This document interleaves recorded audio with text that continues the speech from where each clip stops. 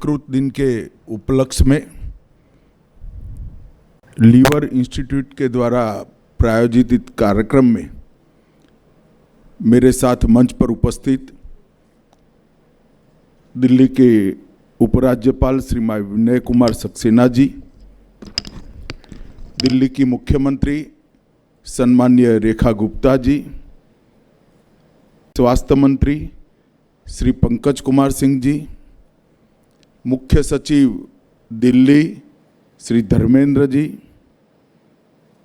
निर्देशक ILBS श्री शिव शरीन जी, doctor रेड्रिको जी और आज के कार्यक्रम में आए हुए सभी गणमान्य अतिथिगण, इंस्टीट्यूट से जुड़े हुए फैकल्टीज़ और विद्यार्थी, सभी को मैं इस कार्यक्रम के माध्यम से विश्व यकृत दिन की बहुत बहुत शुभकामनाएं देना चाहता हूं।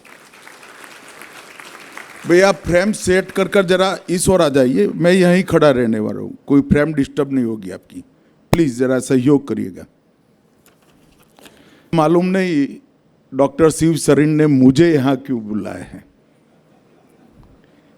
क्योंकि मैं भारत सरकार में गृह मंत्रालय देखता हूँ, कोऑपरेशन देखता हूँ और आज स्वास्थ्य से जुड़ा हुआ विषय है, मगर मैं क्यों आया हूँ ये मैं जरूर बताना चाहता हूँ। शायद इन्होंने निमंत्रण क्या सोच कर दिया मुझे मालूम नहीं है, परंतु सवाल ये भी उठता है मैंने निमंत्रण का स्वीकार क्यों किया। मैं एक मेरे जीवन का अनुभव साझा करने के लिए यहाँ आया हूँ।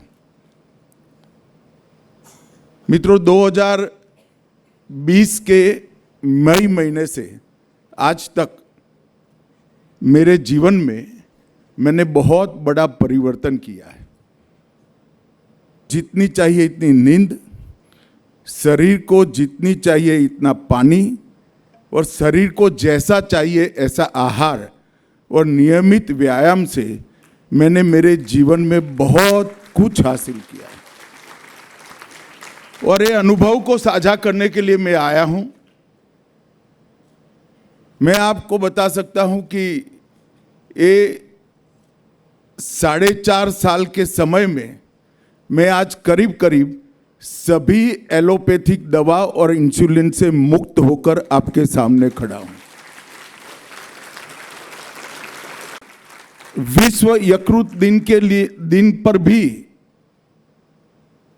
के विशेषकर सभी युवाओं को, जिनको अभी 40-50 साल तक अपना जीवन व्यतीत करना है, इस देश के विकास में योगदान देना है और देश के विकास के माध्यम से एक हम सब इच्छा करते हैं ऐसे विश्व का निर्माण करना है, वो युवाओं को मैं जरूर कहना चाहूँगा कि अपने शरीर के लिए 2 घंटा और दिमाग के लिए कम से कम 6 घंटे की नींद एक बार रिजर्व कर लीजिए, अनेक गुना उपयोगिता इसकी बढ़ जाएगी। और ये मेरा अनुभव है। अगर 4 साल पहले डॉक्टर शिव शरीन मुझे यहाँ बुलाते तो मैं नहीं आता, क्योंकि मैं यहाँ बात करने लायक ही नहीं होता। बुद्ध के जीवन का एक प्रसंग है। एक माँ एक बच्चे को लेकर महात्मा बुद्ध के सामने उपस्थित हुई। उसने कहा, महात्मा जी बेटा बहुत गुड़ खाता है, तो आप जरा उसको समझाइए, निश्चित मात्रा से ज़्यादा कोई भी चीज़ खाना शरीर के लिए फायदे कारक नहीं होता है। तो महात्मा बुद्ध ने कहा कि सप्ताह के बाद आइए। 1 सप्ताह के बाद माँ फिर से आई और बुद्ध ने बेटे को समझाया कि आप ज़्यादा गुड़ मत खाइए, इससे हानि होती है। फिर माँ से रहा न गया, उसने पूछा कि आपने यही बात 1 सप्ताह पहले क्यों नहीं की? तो उन्होंने कहा, माता जी मैं स्वयं ही बहुत गुड़ खाता था, तो गुड़ छोड़कर बेटे को नसीहत देना चाहता था। तो मेरी भी स्थिति कुछ ऐसी ही है। मेरे जीवन में डिसिप्लिन लाने का किसी एक महात्मा के आग्रह के कारण मैंने निर्णय किया और इन निर्णय का मुझे बहुत फायदा हुआ है। ये शेयर करने के लिए मैं आज यहाँ आया हूँ। मित्रों, आज विश्व यकृत दिन है। डॉक्टर सरीन ने एक बहुत संक्षिप्त प्रेजेंटेशन के माध्यम से, प्रस्तुतिकरण के माध्यम से हमें समझाया कि यकृत हमारे शरीर की रचना में और शरीर को स्वस्थ रखने में कितनी महत्वपूर्ण भूमिका निभाता है। वो तो डॉक्टर है, उन्होंने मेडिकल साइंस की दृष्टि से सारी चीज़ें समझाई, मगर मैं सामान्य लोगों की दृष्टि से ये चीज को समझाना चाहता हूं। ईश्वर जीवंतता उसी चीज में सबसे ज्यादा भरता है जिसकी सबसे ज्यादा जरूरत है, और हमारे शरीर के सभी अंगों में सबसे ज्यादा पुनर्जीवित होने की क्षमता ईश्वर ने रखी है, तो हमारे यकृत में रखी है, लीवर में रखी। आपकी आंख बिगड़ जाए कोई इलाज नहीं है, कान बिगड़ जाए कोई इलाज नहीं है, एक बार दिल का पड़ जाए, बिगड़े हुए हृदय के मसल्स आगे बिगड़ते हुए आप रोक सकते हो, इसको पुनर्जीवित नहीं कर सकते हो। मगर यकृत एक ऐसा अंग है हमारा जो किसी भी स्टेज से वापस भी आ सकता है, पुनर्जीवन भी हो सकता है, और किसी को आधा दान करने के बाद आप पूरा यकृत भी प्राप्त कर लेते हो। और हमें ये सोचना चाहिए कि ईश्वर ने जब हमारा शरीर बनाया, बनते बनते बनते करोड़ों साल में बना, तो यकृत के अंदर इतनी जीवंतता रखने का कारण क्या? इसका एकमात्र कारण है कि यकृत ही पूरे शरीर को स्वस्थ रखने का राजमार्ग है, गेट है, एंट्री पास है। और इसीलिए आज विश्व यकृत दिन पर भारत भर की जनता को अपने यकृत के प्रति सजग होना, प्रयत्नशील होना और पूरी जानकारी के साथ छोटी छोटी चिंताएं कर कर यकृत को स्वस्थ रखने का संकल्प करना है। मोदी जी ने देश के सामने लक्ष्य रखा है 2047 में विकसित भारत की रचना करना, जो हर क्षेत्र में आत्मनिर्भर हो और हर क्षेत्र में विश्व का नेतृत्व करता हो। मगर विकसित भारत की संकल्पना बीमारों की फौज के साथ नहीं हो सकती। इसके लिए बहुत जरूरी है कि हर नागरिक को स्वस्थ रहना चाहिए। सरकार ने होलिस्टिक व्यू के साथ इस पर बहुत काम किया है, मैं बाद में इसको बताता हूं। परंतु आज लीवर इंस्टीट्यूट द्वारा, ILBS द्वारा हील्ड परियोजना का शुभारंभ हुआ है, और मुझे विश्वास है कि ये अभिनव पहल यकृत की स्वास्थ्य के प्रति देश भर में जागरूकता फैलाने में बहुत सफल हो। मैंने जैसे कहा, यकृत बिगड़ता है तो रिपेयर तो हो ही सकता है, इससे चिंता करने की जरूरत है ऐसा भाव मत पाल लीजिएगा। जरूरत है हमारा यकृत ही बीमार न हो, और अगर लीवर बीमार नहीं है तो हम भी स्वस्थ रहेंगे। इसके लिए प्रिवेंटिव मेजर्स लेने के लिए और उसको जागरूकता फैलाने के लिए ये हील्ड का आज शुभारंभ हुआ है। एक लीवर कार्टून गैलरी भी मैंने देखा। मैंने अब तक ढेर सारे कार्टून गैलरी को देखा है, क्योंकि मैं उसको बहुत एंजॉय करता हूँ। मेरे पर लिखे गए, बनाए गए कार्टूनों को भी देखकर आनंद लेता हूँ। परंतु मैंने पहली बार लीवर के प्रति सजग करने के लिए इतने सारे कार्टूनिस्टों ने विश्व भर में प्रयास किया है, उसको संकलित कर कर यहाँ पर डॉक्टर सरीन ने रखा है। मैं उनको बहुत बहुत साधुवाद देना चाहता हूँ।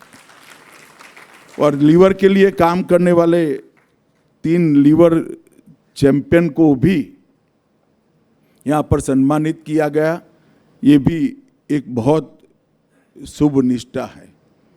मैं ILBS लीवर इंस्टीट्यूट ने 2009 से अब तक की यात्रा में देश में स्वस्थ यकृत, स्वस्थ लीवर की प्रति जागरूकता फैलाने में, और लीवर बिगड़ ही जाता है तो इसके इलाज के लिए ढेर सारी व्यवस्था एक छत के नीचे लाने में सफलता प्राप्त की है।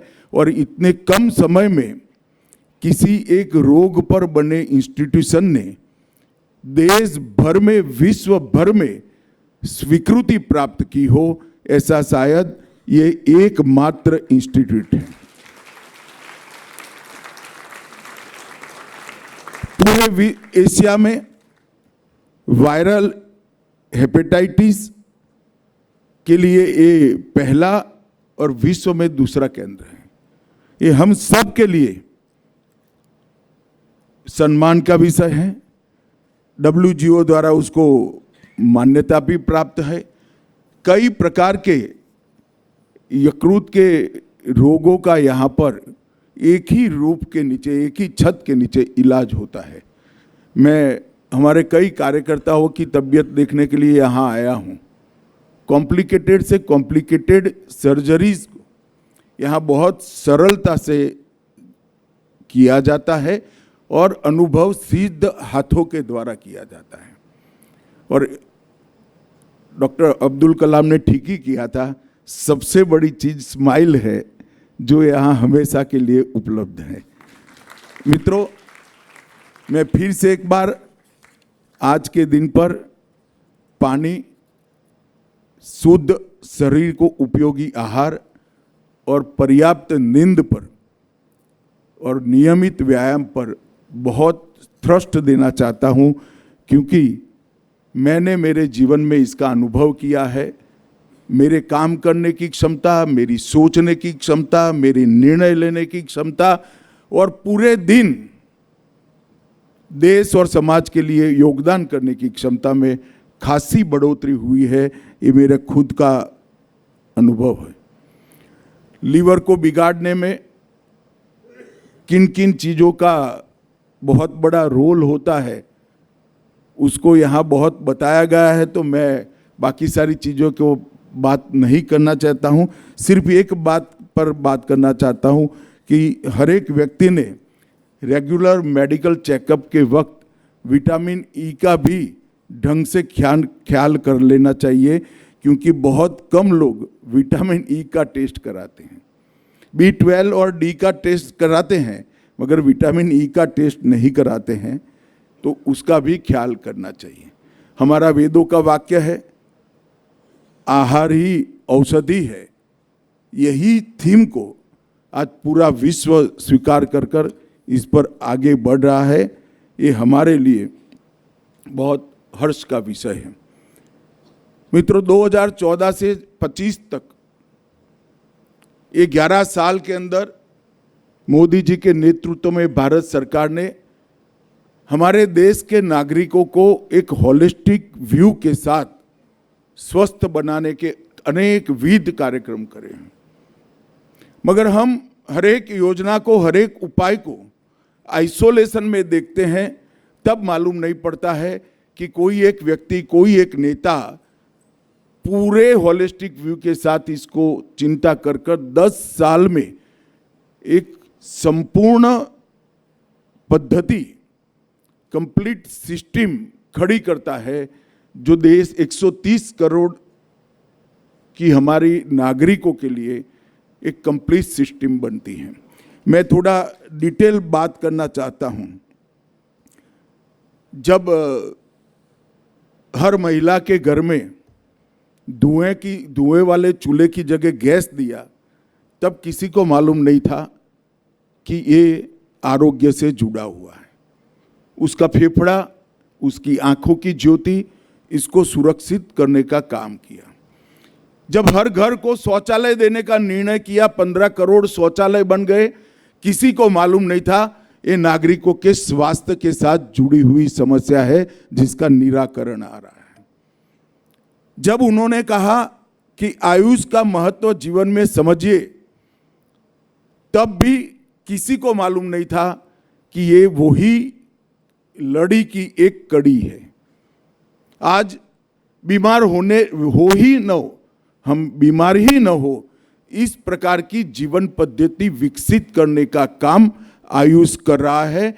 और अब बड़े बड़े एलोपैथिक अपनाने वाले अस्पताल भी अपने यहाँ आयुष का विंग खोल रहे हैं। इसका मतलब है कि इसको स्वीकृति मिल रही है। जब विश्व योगा दिन की कल्पना की गई तब भी किसी को मालूम नहीं था इसका मानसिक और शारीरिक स्वास्थ्य के साथ क्या जुड़ाव है। जब खेलो इंडिया और फिट इंडिया की मूवमेंट चालू की गई तब भी किसी को मालूम नहीं था कि इसका स्वास्थ्य के साथ सीधा संबंध है।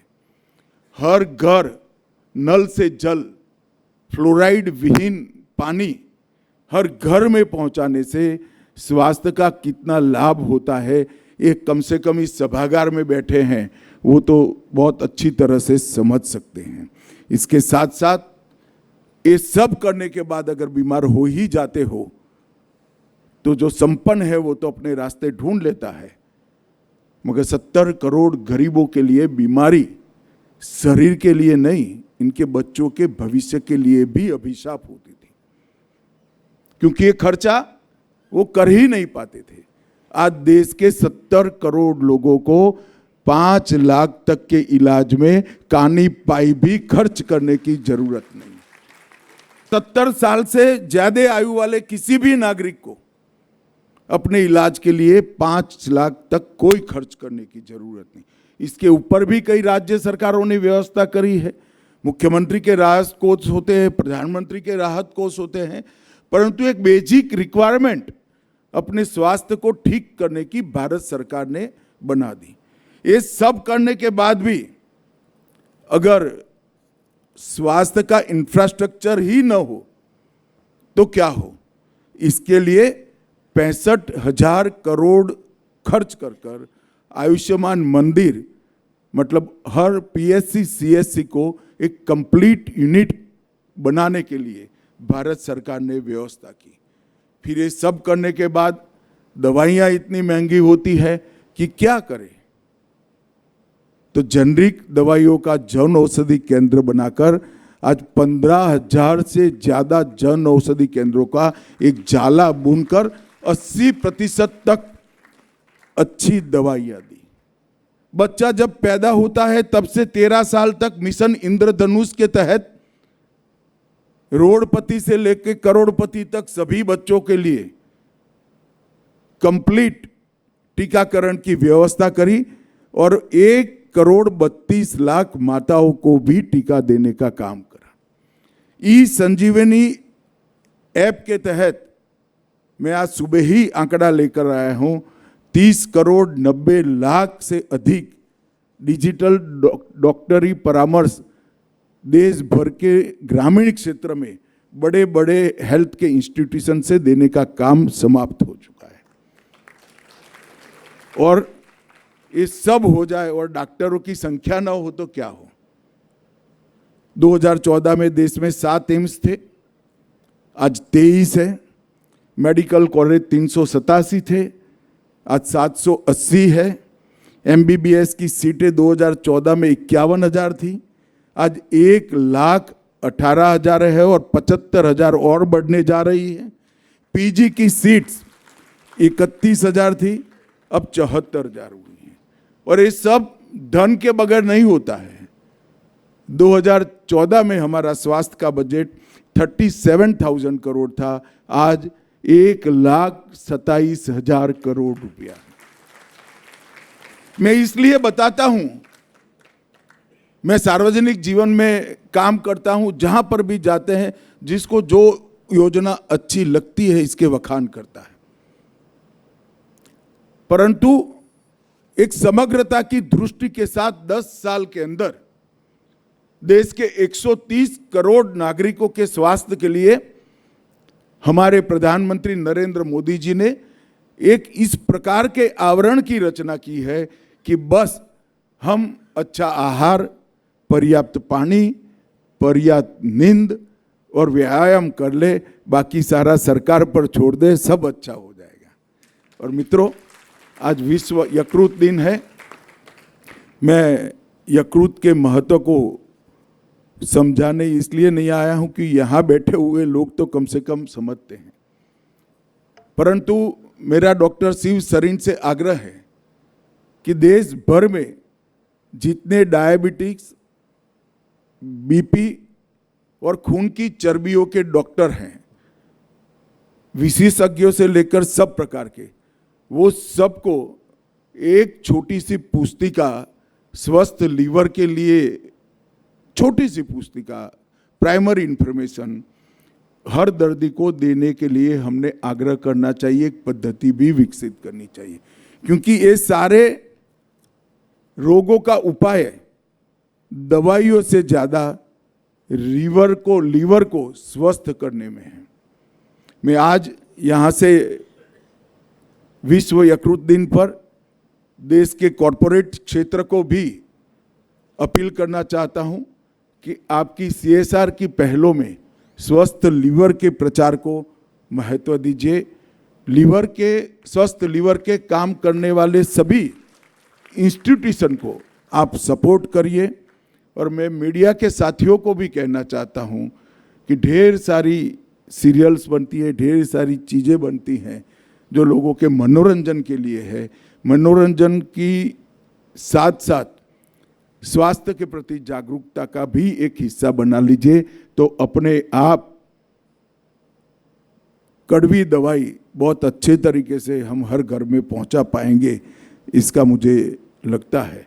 और आहार ही औषध है, ये कंसेप्ट को हमने पूरे विश्व के अंदर प्रसिद्ध करना चाहिए। कम से कम भारत के 130 करोड़ नागरिकों के लिए तो देना ही देना चाहिए। और मैं फिर से एक बार हिल की पहल को बहुत बहुत शुभकामनाएं देना चाहता हूं। ये इंस्टीट्यूट ने देश भर की सभी एम्स के साथ जुड़कर देश भर के सभी प्रमुख सरकारी अस्पतालों के साथ जुड़कर लीवर के रोगियों के गाइडेंस की व्यवस्था करनी चाहिए और इसके लिए जागरूकता भी व्यवस्था करनी चाहिए। जो बच्चे यहाँ आए हैं, जो विद्यार्थी यहाँ आए हैं, इनको मैं भी जरूर कहना चाहता हूँ कि आपने इसके प्रचार के लिए अपने जीवन में एक निश्चित जगह बनानी चाहिए।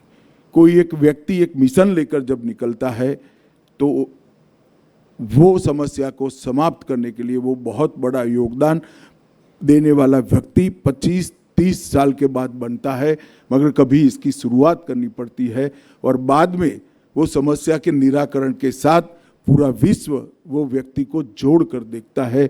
ऐसे ढेर सारे उदाहरण हैं। जो युवा यहाँ आए हैं, मैं इनको जरूर कहना चाहूँगा, कम से कम आप में से कुछ लोग अपने जीवन में स्वस्थ लीवर के लिए, स्वस्थ यकृत के लिए जागरूकता फैलाने का एक मिशन पकड़िए और इसको आगे बढ़ाइए। फिर से एक बार शिव सरीन को सभी प्रयासों को मैं अनुमोदन भी करता हूं, उसकी सराहना भी करता हूं और विश्व यकृत दिन पर यकृत के माध्यम से पूरा विश्व स्वस्थ हो, ये शुभकामनाएं देकर मेरी वाणी को विराम देता हूं। वंदे मातरम।